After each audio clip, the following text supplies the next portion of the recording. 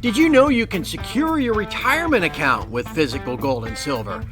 My friends at SD Bullion can help you protect your retirement today.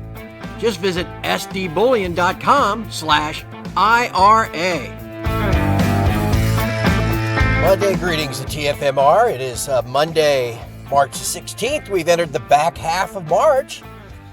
Maybe the back half will be better than the first half. Well, we'll see about that. We'll see about how this podcast goes, that's for sure.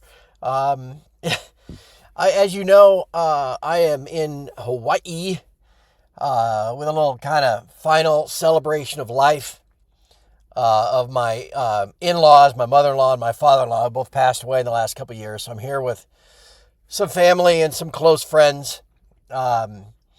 But boy, oh boy, is it crazy here. I mean, you've probably seen it on the news. It rained like you can't even believe. And so the house that we're staying in, the street flooded. I think today we're finally able to get out. It's just madness. It's crazy. So anyway, I'm actually sitting, recording this from the front seat of my rental car, trying to find a quiet spot to record a podcast. As this week continues, Wednesday is going to be the biggest day, right? With Jerry and the FOMC and everything else. Tomorrow is kind of that lead-up day. And as it would turn out, I'm going to be pretty much busy all day tomorrow. So you'll have a post in the morning, but I will not have a podcast for you tomorrow afternoon. Then we'll have a full day Wednesday, though, for sure. As the Jerry is going to take center stage, and that is, as we discussed last week, and we'll discuss again today, maybe that'll be something that'll help turn things around. Today, crude got as high as 102, but as I record this, it's all the way back to 93. So quite a reversal in crude. There are apparently some ships going through the Strait of Hormuz, but I'll show you an interesting little chart of that in a minute. And that is allowing the dollar to fall back. Remember the chart, which I'll show you again today. We discussed it on Friday, how, hey, look, it had popped up over 100. But over the course of last year, that had happened on 3 or 4 other occasions. And the very next day, it fell back under 100.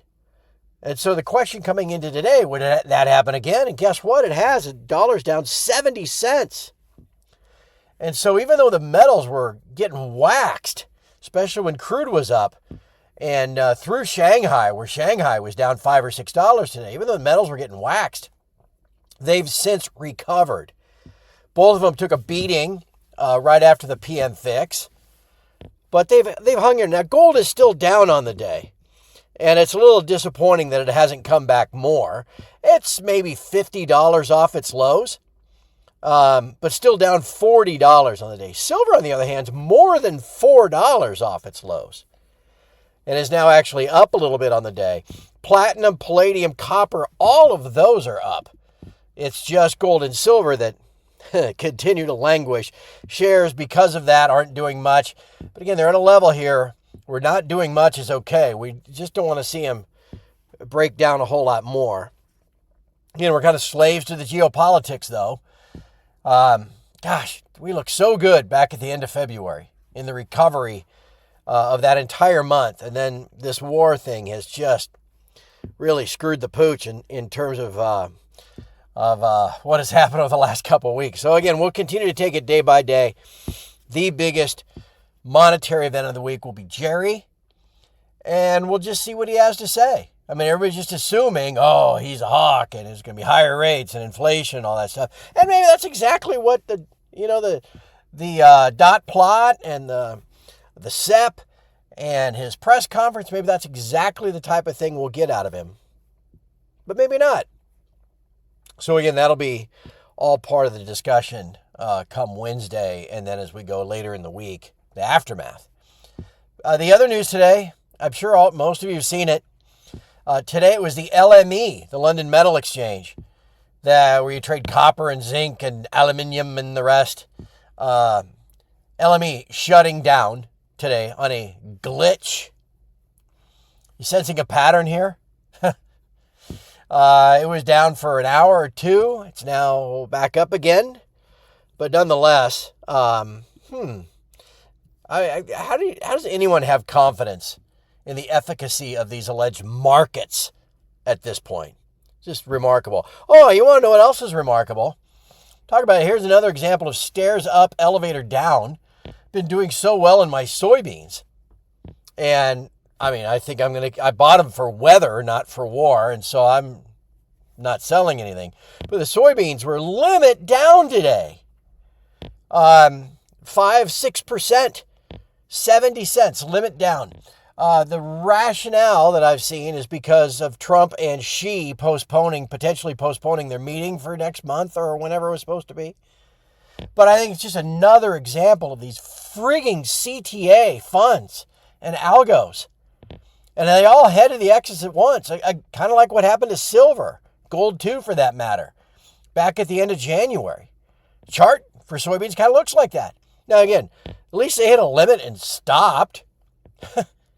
But nonetheless, you get these funds, and this is nice. They're all kind of chasing momentum, and look at how the price keeps going up. And then all of a sudden, bam, they all head to the exits at the same time, and it is just straight freaking down. Craziness.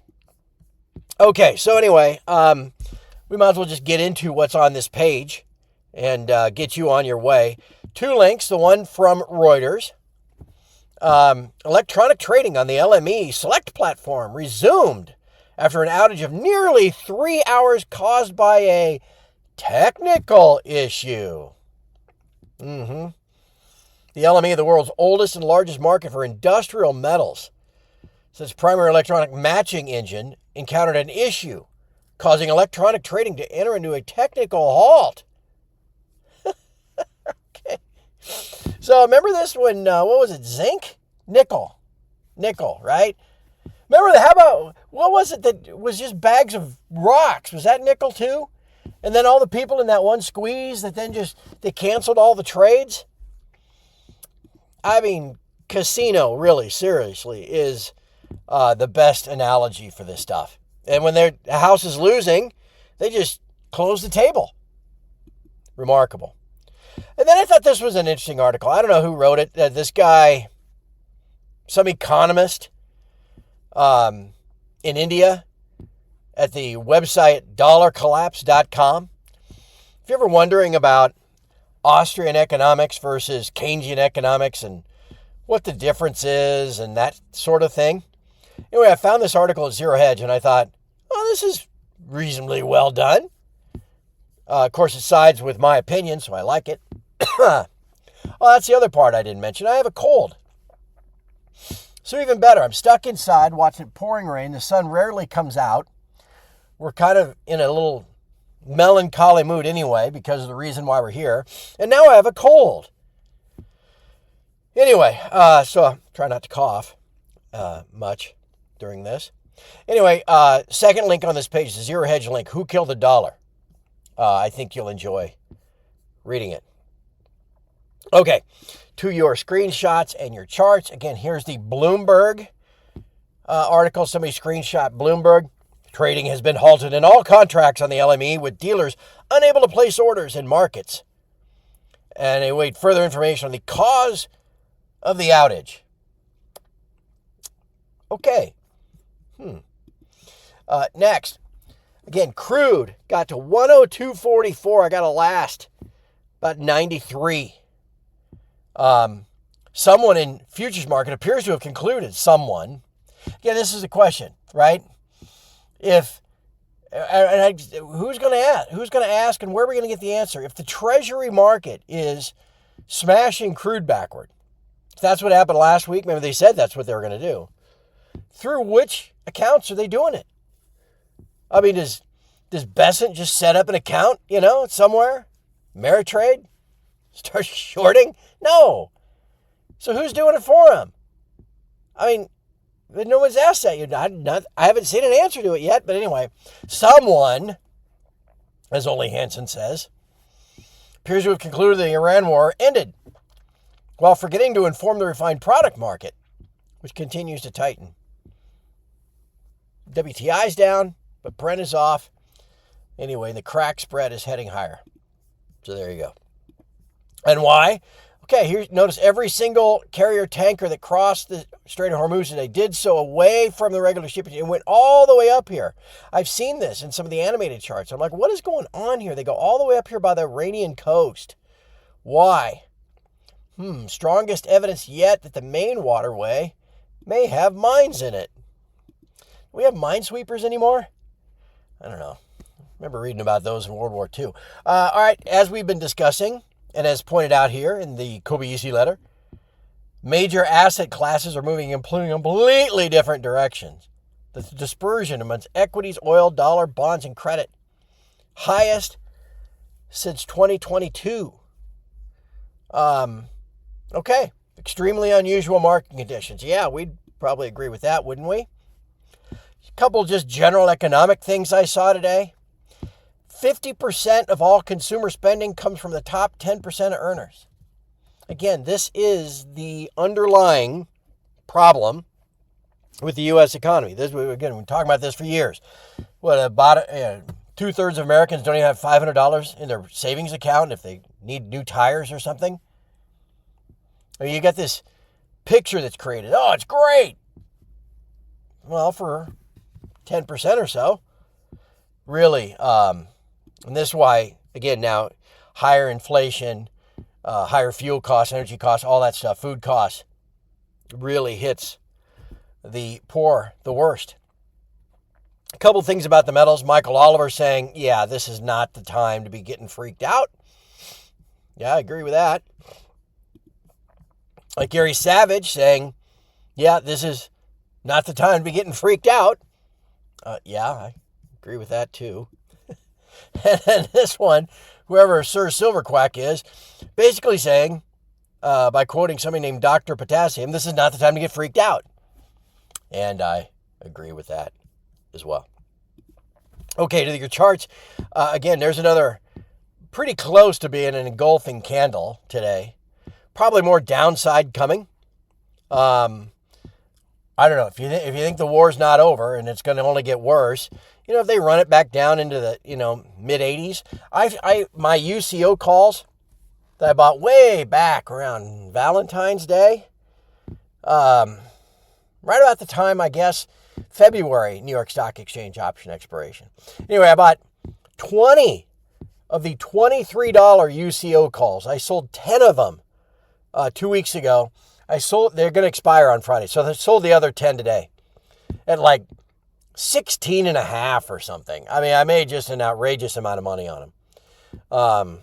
Anyway, if you're going to look into buy the dip because you don't think this is over, okay, after the turnaround last Monday, notice we bottomed out on Tuesday and then rallied green candles Wednesday, Thursday, Friday.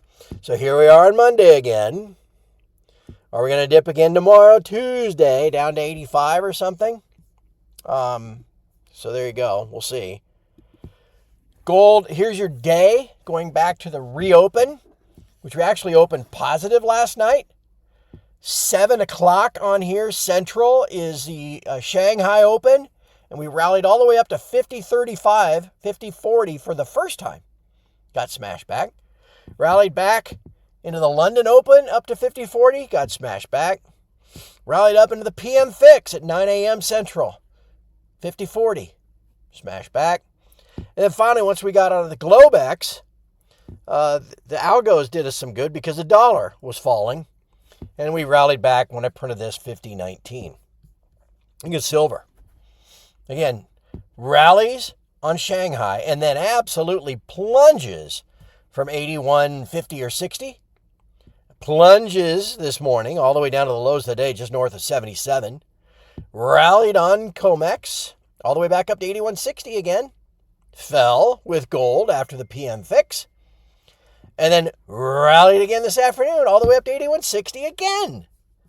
So I guess we'll watch that 81.60 level overnight. Finally, here's your dollar. Again, look at this. 1, 2, 3, 4. This is the 5th time in 10 months that the dollar index has gone up into this. Instead of just a red line at 100, I just kind of drew it as a band there between 100 and 100.5. You can see where the support has been between 96 and 96.5. So, okay, there you go. Anyway, 5 times now. Late May, late July, early November, late November, and now up into this area and then straight down. Again, the concern here is it's going to get above 100.5 and go to 102 and then maybe even beyond that. But for now, we've had this little reversal today. Let's hope it holds, because that would sure help us out. Here's something we'll be watching. Again, now this is the April gold. If you go back to, where it looks like things started to break out that last week of August, draw it through those lows in November and again at the end of December and carry on. Okay, that's not a bad trend line. Could we get all the way down to 4,900 again or below? Maybe. But you can see, even with the pullback, even with what's happened this month, this general uptrend that began 7 months ago continues. I like that a lot. GDX has kind of the same chart. Remember the shares broke out before the metals, back on the 1st of August. So let's start a trend line there. Take it through those lows back in October and carry it forward. Now, depending on where you want to draw it, I could have drawn it a little bit higher. If I'd have done that, we'd hit right on the line today. But again, the trend remains higher. That doesn't mean that by the end of this week even, the trend will remain higher. But this trend that goes back 7-8 months, still intact. And finally, I don't know if you'd find this helpful or not, but I thought I would go back and look at 2011 today for silver and see if we're tracing out kind of a similar pattern. We kind of are. Notice the last 90 days of this rally from November 1st to February the 1st, or January the 30th, went from 50 to 125. The last 90 days in 2011 went from 28 to 50. I mean, more impressive this year, right? And then, of course, the wipeout. In 2011, it took about a week to wipe out 40%. This time, it took a day. Now, look at the action that has taken place since. Okay, an immediate bounce back, both times. A pullback then immediately after that to the previous lows, both times. And then kind of range bound for the next 6 weeks. But then silver in 2011 started moving higher again. Now, again, it's not the same situation. It's really, the only thing that's similar about it is the 40% smash. But I do think, again, the idea that I think we all get stuck in our head is that 2011 it went to 50 and then just immediately went back, to 20. It didn't. That didn't happen until 2013. 2012 was, as you can see, this is 2011 by the summertime. But even into 2012, we were still, in the 30s and the 40s. So anyway, I don't know if this is valuable or not. Maybe I'm just, the cold is impacting my brain and there's no value to those charts at all. But I thought I would show you that. Just, if anything, just to have something different today. Okay, so here we are. It is, let's see, we are still open on the New York Stock Exchange. And it is about 2:30 or so Central Time, 3:30 Eastern as I record this. Silver's back to 81. I mean, it's just amazing. I mean, it goes up to 81.60, was looking great. The dollar's still down 65 cents, but silver's continued to wash back. Gold's back down to 50.15. Crude is at 92.90. And the GDX with, like I said, about a half hour to go before it closes, is up 71 cents. Better than being down $5, so we got that going for us. Okay, so I'll have a post for you in the morning, and then I'll check in, as I can. But I really don't think I'm going to have time to record a podcast at all tomorrow, just for what the schedule is here. So thank you for your patience. I know most of you are married or have been married in your lives. I know most of you, sadly, have probably lost your parents and in-laws and all that as well. And these are all just things that we got to deal with. So anyway, it's great. Hey, Hawaii. But it's still kind of melancholy, and the weather is not helping. We'll be back to normal business next week. But tomorrow we'll just kind of fight our way through. Wednesday, like I said, will be the most interesting day of the week. Well, at least in terms of scheduled news. And we'll see what we have then. All right, thanks for listening, like I said, and thank you for your patience with my schedule. Mrs. F, thanks you as well. And we'll see you tomorrow. It's Pal Turd Ferguson signing off. And I'm out.